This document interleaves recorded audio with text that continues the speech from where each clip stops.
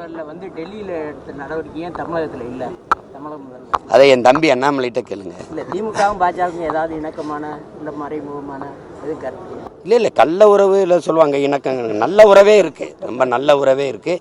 என் தம்பிகிட்ட நான் என்ன சொன்னேன், நீங்கள் டாஸ்மார்க்கில் நடந்த ஊழலை பேசுவது போல் கழிவறையை தூய்மைப்படுத்துவதில் 430 கோடி நடந்திருக்கு, அதையும் பேசணும்.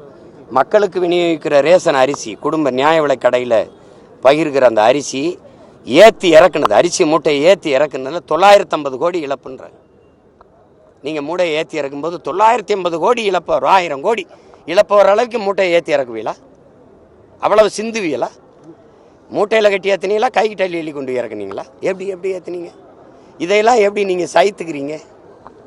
உலகத்துக்கே தெரியும், குவார்ட்டருக்கு 10 ரூபா ஏற்றி விற்றாரு தம்பி செந்தில் பாலாஜின்னு.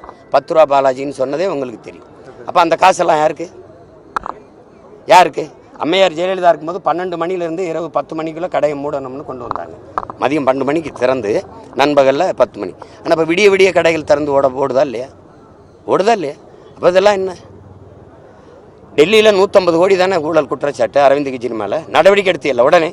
இது 1000 கோடியாக இருக்குது, அது மாதிரி 10 மடங்கு இருக்குது, அதே நடவடிக்கை எடுக்கல.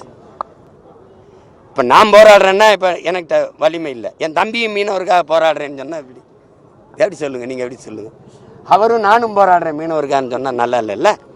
யாரை எதிர்த்து போராடுறீங்க? இப்போ டாஸ்மார்க்கில் ஊழல் 1000 கோடி போராடினீங்க, யாரை எதிர்த்து போராடினீங்க? நடவடிக்கை யாருக்கு கோரிக்கை வச்சு போராடினீங்க?